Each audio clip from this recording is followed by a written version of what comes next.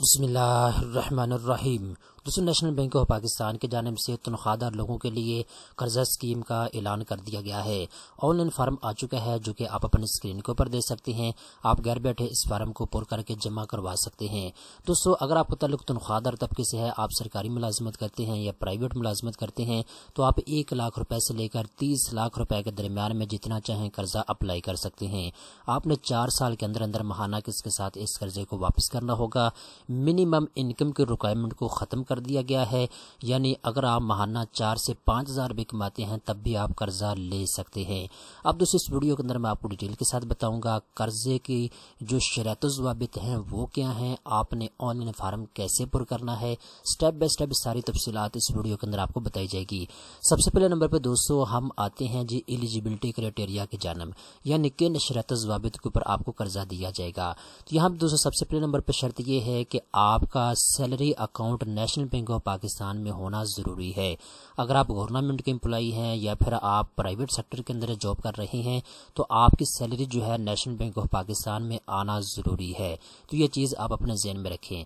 अगर आप contract base के ऊपर जॉब कर रहे हैं तब भी अगर आपके पास नेशनल बैंक ऑफ पाकिस्तान का सैलरी अकाउंट मौजूद है, आपकी तनख्वाह नेशनल बैंक में आती है, तो आप कर्जे के लिए दरख्वास्त जमा करवा सकते हैं। ठीक है।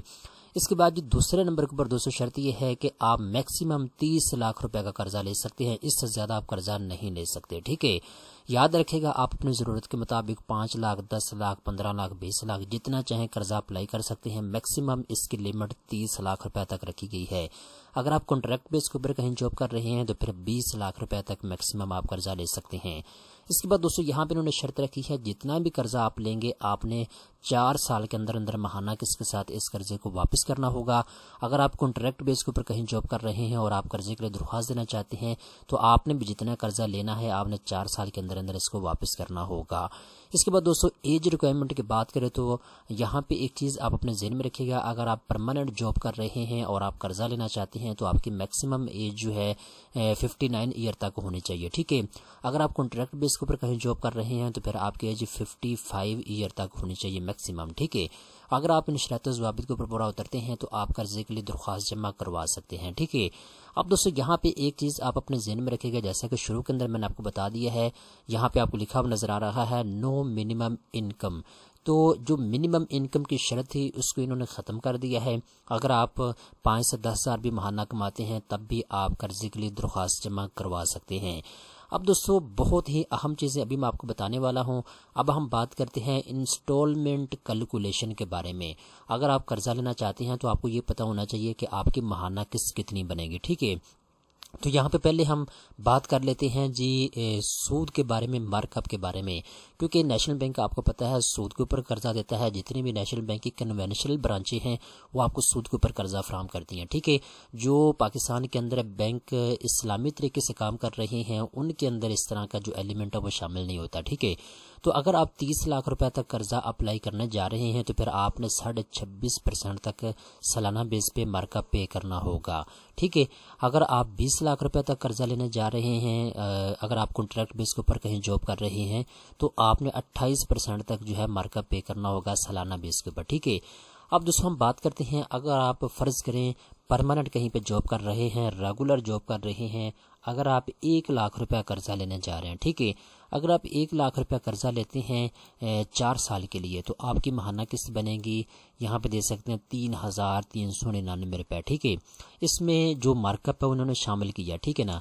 इस तरीके के साथ फ़र्ज़ करें अगर आप 5 लाख रुपये तक कर्जा लेते हैं तो फिर आपकी महाना किस्त कितनी बनेगी, यहाँ पे आप दे सकते हैं 16,999 रुपये। ठीक है।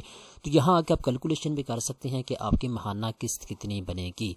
अब दोस्तों एप्लीकेशन फार्म की बात करें तो यहाँ पे अगर आप फिज़िकल एप्लीकेशन लेना चाहते हैं तो पाकिस्तान आर्मी के जो मुलाजमीन उनके लिए अलग फार्म है और जनरल पब्लिक के लिए अलग फार्म है। तो आपने अपना फार्म यहाँ से डाउनलोड कर लेना है। ठीक है।